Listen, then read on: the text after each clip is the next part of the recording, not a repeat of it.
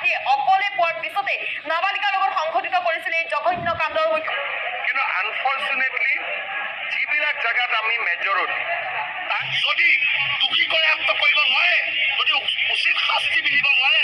নমস্কাৰ প্ৰিয় দৰ্শক, ৱেষ্ট বেংগলৰ কলিকতাত যিটো ঘটনা সংঘটিত হৈ গ'ল, আমি তাক লৈ পেলাই বহুত টেনশ্যনত আছিলোঁ, বহুত ইম'চনেল হৈ আছিলোঁ। আমাৰ মানে একদম তেজ উতলি আছিলে।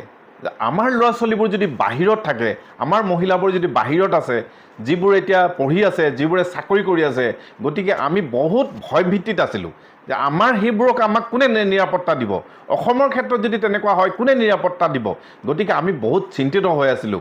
আৰু আজি কেইদিনমান হৈছে সেই ঘটনা মাৰ নেযাওঁতেই আৰু আমি বাহিৰৰ কথা, দূৰৰ কথা চিন্তা কৰি আছিলোঁ। এতিয়া চাওক আপোনালোকে, তিনি নৰপিশাচ প্ৰথমে আহিছিল বাইকেৰে আৰু বাইকেৰে আহি অকলে পোৱাৰ পিছতে নাবালিকাৰ লগত সংঘটিত কৰিছিল এই জঘন্য কাণ্ডৰ মুখ্যমন্ত্ৰীগৰাকীয়ে উল্লেখ কৰিছে যে শীঘ্ৰে তদন্ত আৰম্ভ কৰা হ'ব, দোষীয়ে উচিত শাস্তি পাব।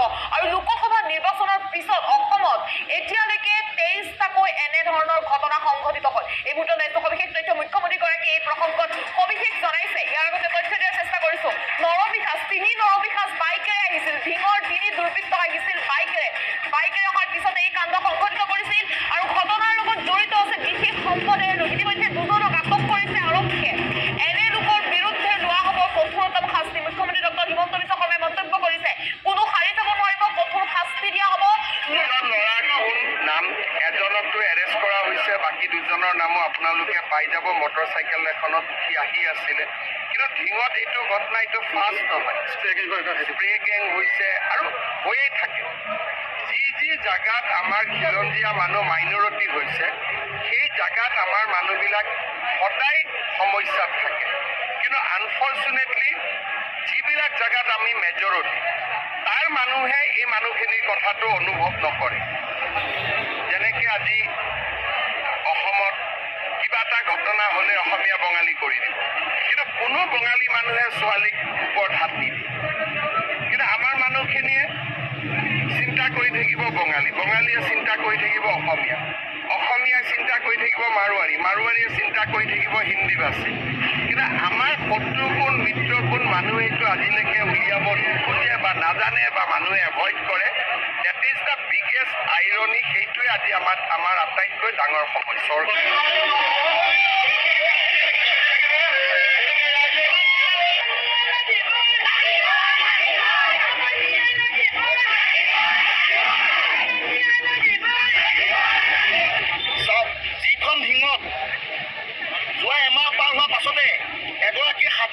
মহিলাক দলবদ্ধভাৱে স্পেচৱে কৰি যায়।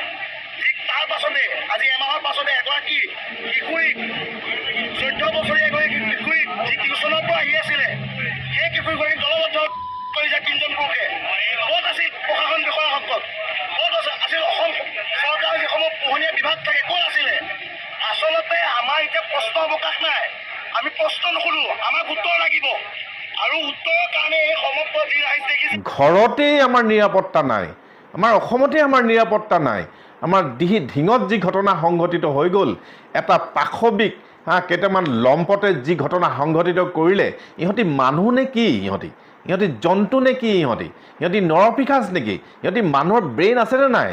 যি ঘটনা সংঘটিত হৈ গ'ল, গোটেই ভাৰত জ্বলি আছে, তাৰ ওপৰতো সিহঁতি এইবোৰ কৰি আছে। চিন্তা কৰক, ইহঁতবোৰ একচুৱেলি মানুহ নেকি?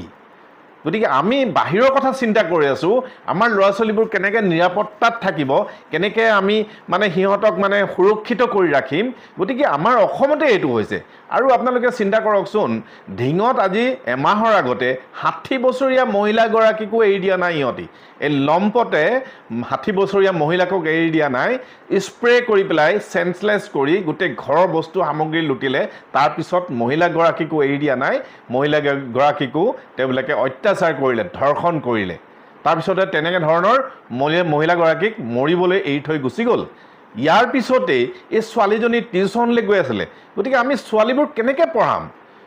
অসম চৰকাৰে কৈছে বেটী বাচাও বেটী পঢ়াও। গতিকে আমাৰ নিৰাপত্তা ক'ত? গতিকে এনেকুৱা যথামূৰ্খ মানুহবোৰ যদি আমাৰ মাজত থাকে, এনেকুৱা যদি যিবিলাক নৰপিশাচ আমাৰ মাজত থাকে, আমাৰ ল'ৰা ছোৱালীবোৰ, আমাৰ ছোৱালীবোৰ কেনেকৈ সুৰক্ষিত হৈ থাকিব? গতিকে এটা জঘন্য কাণ্ড কৰিলে ইয়াক মানে চবেই আমি গৰিহণা দিব পাৰোঁ ইয়াক, আৰু আমি কি ভাষা ইউজ কৰিম মানে ক'ব নোৱাৰা হৈ গৈছোঁ। গতিকে এই জঘন্য কাণ্ডত যিকেইজন জড়িত আছে এজনক গ্ৰেপ্তাৰ কৰিছে আৰু দুজনক গ্ৰেপ্তাৰ কৰিবলৈ আছে। আপোনালোকে এটা কথা মনত ৰাখিব, এয়া অসম হয়, এয়া ৱেষ্ট বেংগল নহয়। ৱেষ্ট বেংগলত হাৰি যাব পাৰে কিন্তু অসমত হাৰি যাব নোৱাৰে। অসম চৰকাৰৰ ওপৰত আপোনালোকে ভৰসা ৰাখক, অসম পুলিচৰ ওপৰত বিশেষকৈ ভৰসা ৰাখক। ইয়াৰ আপোনালোকে ভাল মেছেজ এটা ইমিডিয়েট পাই আছে, সি য'তেই নাথাকক সিহঁতকেইটা পলাই পেলাই, সিহঁতি কবৰস্থানত থাকক, সিহঁতি ক'ৰবাত মানে শ্মশানত থাকক, মানে ভাৰতৰ যিকোনো ঠাইত থাকক, অসম আৰক্ষীয়ে সিহঁতক হেণ্ডকাপ লগাই পেলাই তাৰ পৰা চুচৰাই পেলাই আনি পেলাই কাঠগড়াত খৰা কৰাব।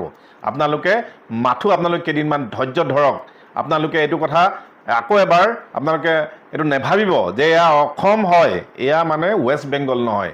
গতিকে অসম আৰক্ষীয়ে কি কৰি আছে আপোনালোকে চাই থাকক, কেইদিনমান আপোনালোকে ধৈৰ্য ধৰক। চৰকাৰখনৰ ওপৰত, অসম আৰক্ষীৰ ওপৰত আপোনালোকে ভৰসা ৰাখক। কোনো চৰকাৰে যি মাননীয় মুখ্যমন্ত্ৰীয়ে যি কথা দিছে, যি মাননীয় মন্ত্ৰী তাতে উপস্থিত হৈছে, আমাৰ মাননীয় যি DGP মহোদয় উপস্থিত হৈছে, গতিকে আপোনালোকে এইবিলাক কথা ডিনাই নকৰিব। আপোনালোকে চৰকাৰৰ ওপৰত আৰু পুলিচ প্ৰশাসনৰ ওপৰত আপোনালোকে ভৰসা ৰাখক। দুদিনমান দেৰি হ'ব পাৰে, ইয়াৰ পিছতেই আপোনালোকে ভাল মেছেজ পাই আছে। আৰু এই পাখণ্ড কেইটাক কঠোৰতম শাস্তি বিহিবলৈ গৈ আছে, ঠিক আছে। গতিকে ভাৰতীয় যি অপৰাধ আইন যি বিশ্বৰ ভিতৰত আধুনিক কৰা হৈছে, গতিকে এই আইনৰ যোগেদি মাননীয় আদালতৰ পৰা আমি আশা কৰিব পাৰোঁ কঠোৰতম শাস্তি বুলি কোৱা হৈছে, উল্লেখ কৰিছে।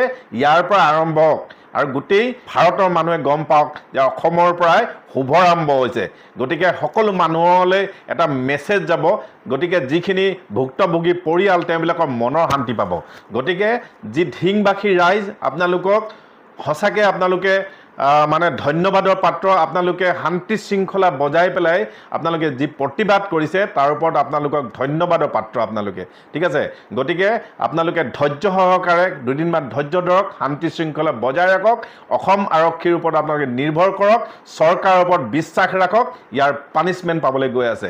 গতিকে মই আজি আপোনালোকৰ এই ভিডিঅ'ৰ মাধ্যমৰ যোগেদি এইখিনিকে আপোনালোকক ইনফৰ্মেশ্যন দিবলৈ চেষ্টা কৰিলোঁ। ভিডিঅ'টি ভাল লাগিলে আপোনালোকে লাইক কৰক, কমেণ্ট কৰক, আৰু যদি নতুনকৈ চাই আছে তেতিয়া ছাবস্ক্ৰাইব কৰক। নেক্সট ভিডিঅ'ত পুনৰ লগ পাই আছোঁ। থেংকছ ফৰ ৱাচিং। নমস্কাৰ।